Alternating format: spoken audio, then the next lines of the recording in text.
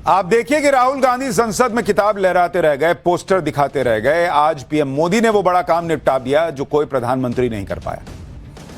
विपक्ष इसी में उलझा रह गया कि मोदी का रास्ता रोक दो, भाषण रोक दो, हंगामा मचा दो, पोस्टर बना दो, किताब लहरा दो। इंडी वाले इसी में खुश हो जाते हैं। उधर पीएम मोदी चुपचाप अपने काम में लगे रहे।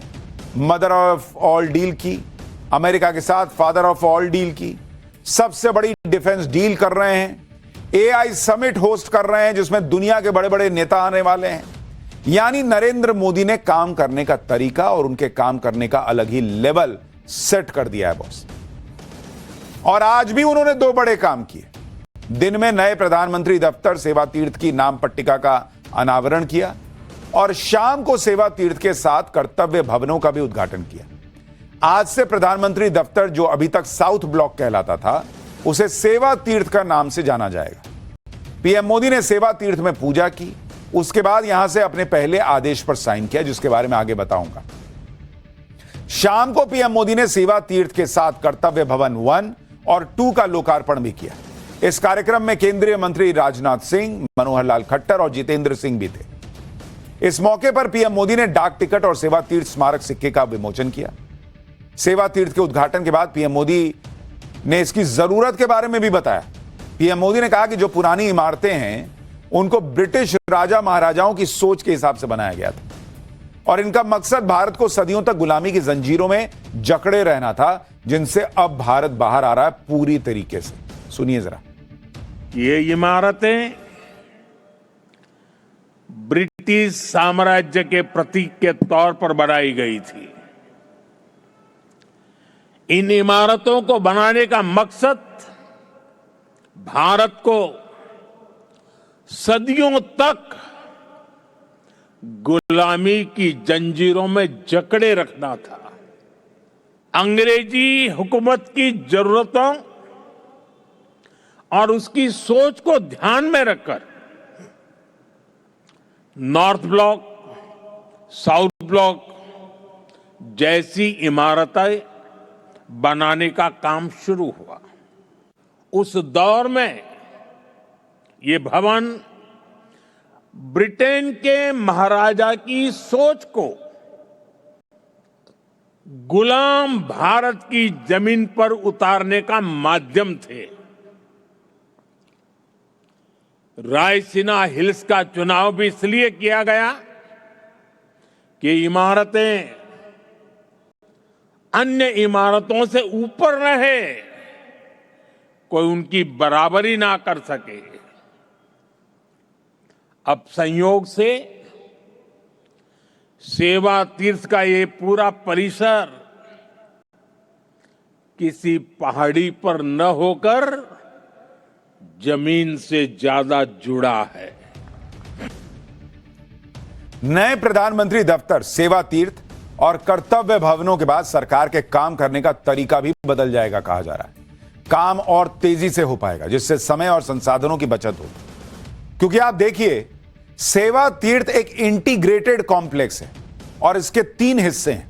पहला हिस्सा प्रधानमंत्री कार्यालय, जिसको पीएमओ कहते हैं। दूसरा हिस्सा है नेशनल सिक्योरिटी काउंसिल सेक्रेटेरिएट और तीसरा हिस्सा है कैबिनेट सेक्रेटेरिएट। कर्तव्य भवन 1 और 2 में अलग अलग मंत्रालय होंगे, यानी पूरी सरकार अब एक जगह से ऑपरेट हो रही होगी। सेवा तीर्थ और कर्तव्य भवन, ये सब सेंट्रल विस्टा का हिस्सा है।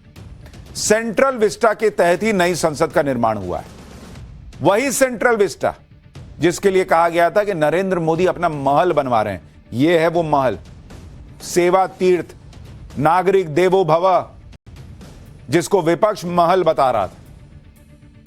मकसद है कि सरकार के सारे अंगों को एक जगह पर लाया जाए ताकि काम में और तेजी आ सके।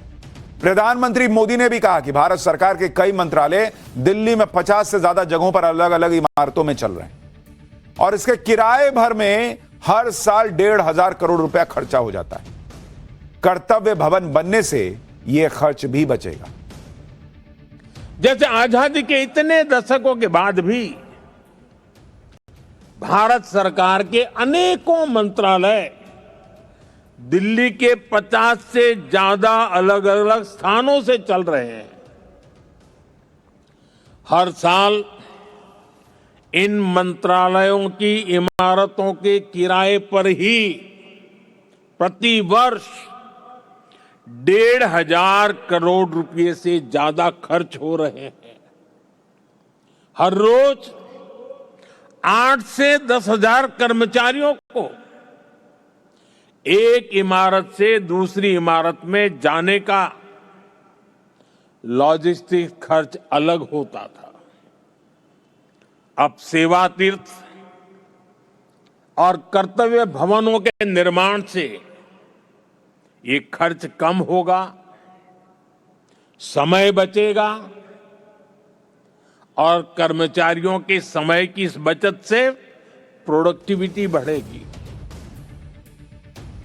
सेवा तीर्थ और कर्तव्य भवन के उद्घाटन से ब्रिटिश रूल और गुलामी का प्रतीक इमारतों से सरकार अब नहीं चलेगी। नई दिल्ली के जिस लुटियन जोन से केंद्र सरकार ऑपरेट करती है, उसे ब्रिटिश शासन के दौर में उनकी सुविधा और सोच के हिसाब से बनाया गया था। अंग्रेजों ने अपने हिसाब से इन इमारतों को नाम दिए थे, जो गुलामी के प्रतीक की तरह सालों से भारत के साथ चिपके हुए थे। पीएम मोदी ने 2014 के बाद से इसमें बदलाव करना शुरू किया। पीएम मोदी भारत को भारतीयता से भरपूर नई पहचान दे रहे हैं। और आप देखिए, प्रधानमंत्री दफ्तर का नाम सेवा तीर्थ कर दिया, केंद्रीय सचिवालय का नाम कर्तव्य भवन कर दिया, राजपथ को बदल के कर्तव्य पथ कर दिया, रेस कोर्स रोड अब लोक कल्याण मार्ग है, राज्यपालों के आवास राजभवन अब लोक भवन कहला रहे हैं।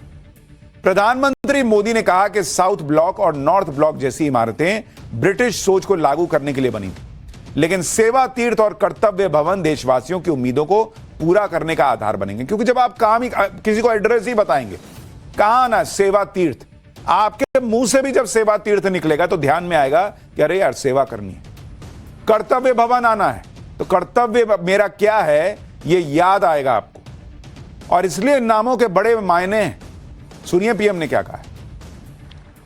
साउथ ब्लॉक और नॉर्थ ब्लॉक जैसी इमारतें जहां ब्रिटिश हुकूमत की सोच को लागू करने के लिए बनी थी, वहीं आज मैं गर्व के साथ कह सकता हूं कि सेवा तीर्थ और कर्तव्य भवन जैसे नए परिसर भारत की जनता की आकांक्षाओं को पूरा करने के लिए बने हैं। यहां से जो फैसले होंगे वो किसी महाराजा की सोच को नहीं, 140 करोड़ देशवासियों की अपेक्षाओं को आगे बढ़ाने का आधार बनेंगे। प्रधानमंत्री मोदी का नया दफ्तर सिर्फ एक इमारत नहीं है, बल्कि आत्मनिर्भर होते नए भारत का प्रतीक है। सेवा तीर्थ की खासियत की बात करें तो सेवा तीर्थ परिसर करीब 2,26,000 वर्ग फुट में फैला है। इसे बनाने में करीब 1,189 करोड़ रुपए की लागत आई है। सेवा तीर्थ परिसर पूरी तरह हाईटेक बनाया गया है। हाई स्पीड इंटरनेट है, डिजिटल आर्काइव है, आधुनिक कॉन्फ्रेंस रूम है, सुरक्षा के लिए स्मार्ट एक्सेस कंट्रोल सिस्टम है, मॉनिटरिंग नेटवर्क और एडवांस एनर्जी इंफ्रास्ट्रक्चर लगा हुआ है। यानी अब मोदी सरकार नई पहचान के साथ नए पते से चलेगी। लेकिन सेवा तीर्थ और कर्तव्य भवन बनने के बाद अब नॉर्थ और साउथ ब्लॉक का क्या होगा, इसका जवाब भी पीएम मोदी ने दिया। पीएम मोदी ने कहा कि पुरानी इमारतें भारतीय इतिहास का अमर हिस्सा रहेंगी। इन इमारतों से भारत के विकास और बदलाव से जुड़े कई बड़े फैसले लिए गए। इन इमारतों को अब म्यूजियम में बदला जाएगा। पुराने भवन में बिताए गए वर्षों की स्मृतियां हमारे साथ रहेगी। अलग अलग समय की चुनौतियों से जूझते हुए वहां से कई महत्वपूर्ण फैसले किए गए हैं। वहां से देश को नई दिशा मिली, सुधार की अनेक पहलें हुई। वो परिसर, वो इमारत भारत के इतिहास का अमर हिस्सा है। इसलिए हमने उस भवन को देश के लिए समर्पित म्यूजियम बनाने का फैसला किया है। नए प्रधानमंत्री ऑफिस यानी सेवा तीर्थ से पीएम मोदी ने जो सबसे पहला फैसला किया उसकी भी बड़ी चर्चा हो रही है। पीएम मोदी ने सेवा तीर्थ से महिलाओं, युवाओं और संवेदनशील नागरिकों से जुड़े फैसलों पर साइन किया। प्रधानमंत्री ने पीएम राहत स्कीम की लॉन्चिंग को मंजूरी दी। यह देश के हर नागरिक के लिए जीवन रक्षक सुरक्षा योजना है। इसके तहत दुर्घटना के शिकार लोगों को नकद भुगतान के जरिए इलाज मिलेगा। इस इलाज की सीमा 1.5 लाख रुपए होगी। एक्सीडेंट होने पर इलाज नहीं होने से किसी की जान नहीं जाएगी। पीएम मोदी ने लखपति दीदियों से जुड़ा बड़ा फैसला लिया। 3 करोड़ लखपति दीदी बनाने का टारगेट समय से पहले पूरा हो गया है। अब मार्च 2029 तक 6 करोड़